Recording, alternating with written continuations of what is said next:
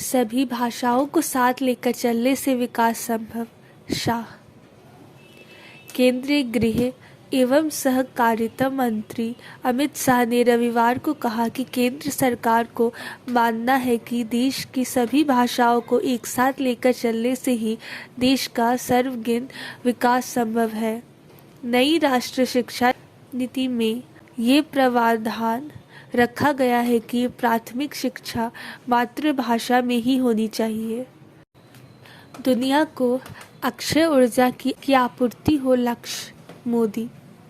प्रधानमंत्री नरेंद्र मोदी ने रविवार को मोढेरा के 7 दिन 24 घंटे सौर ऊर्जा आपूर्ति वाला गांव घोषित किया।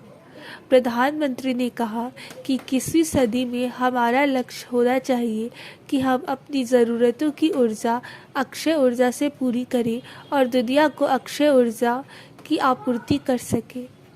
उन्होंने कहा कि आने वाली पीढ़ियों को सुरक्षा मिले, इसके लिए दिन रात मेहनत कर देश को बेहतर दिशा में ले जाने के लिए निरंतर प्रयास किए जा रहे हैं। भारत न्यूजीलैंड को रिश्ते और प्रगाढ़ करने होंगे। जयशंकर। विदेश मंत्री एस जयशंकर ने रविवार को वेलिंगटन में नए भारतीय उच्चायोग चांसरी का उद्घाटन किया। इस दौरान उन्होंने कहा कि दोनों देश एक दूसरे की क्षमताओं का समन्वय करता है। वह भारत और न्यूजीलैंड के बीच अहम संबंधों को और प्रगाढ़ करने का अधिक विवेकपूर्ण तरीका है। उन्होंने कहा कि दोनों देशों के बीच संबंधों को नए सिरे से आगे बढ़ाने की आवश्यकता है।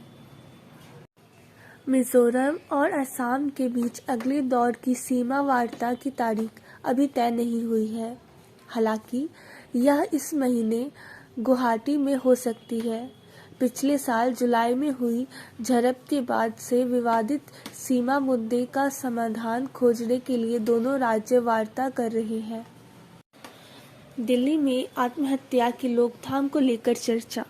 विश्व मानसिक दिवस के उपलक्ष्य में सफदरगंज अस्पताल में आत्महत्या की रोकथाम के मामले विषय पर कार्यक्रम का आयोजन किया गया। आत्महत्या की सोच रखने वालों की पहचान करने से लेकर उसे सामान्य स्थिति में लाने के विषय पर चिकित्सकों ने अपने विचार रखे। अगले आम बजट के लिए कवायद आज से शुरू होगी। सरकार वित्त वर्ष 2023-24 के आम बजट को बनाने की कवायद सोमवार से शुरू करने जा रही है। माना जा रहा है कि अगले वित्त वर्ष का सरकार का वार्षिक बजट सुस्त वैश्विक परिदृश्य के बीच विधि को प्रोत्साहन देने के उपायों पर केंद्रित होगा। बजट की प्रक्रिया की शुरुआत विभिन्न मंत्रालयों और विभागों के साथ चालू वित्त वर्ष 2022-23 के व्यय के संशोधित अनुमानों और 2023-24 के लिए कोष की जरूरत पर विचार विमर्श के साथ शुरू होगी। साइबर सुरक्षा से युक्त पहले एयर व्हीकल पर काम शुरू। आईआईटी कानपुर देश का पहला साइबर सुरक्षा युक्त यूएवी अनमैन्ड एयर व्हीकल विकसित करेगा।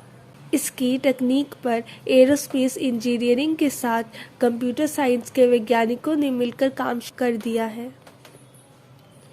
तकनीकी विकसित होने के बाद BHEL Bharat heavy electronics limited इसका उत्पादन करेगी।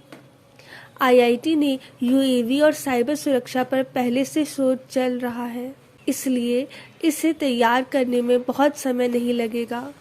आत्मनिर्भर भारत अभियान के तहत आईआईटी सैन्य शक्ति की मजबूत करने के लिए निरंतर काम कर रहा है।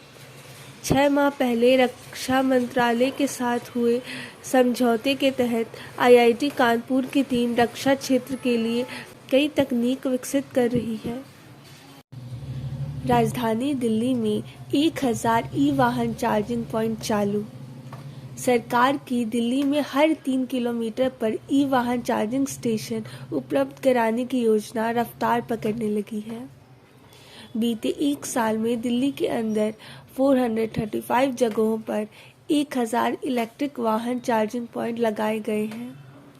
इसमें 59% RWA, 15% निजी और सरकारी कार्यालय और 15% ई-रिक्शा के लिए लगे गए हैं। डीयू के कॉलेज चुनने का 2 दिन और मौका।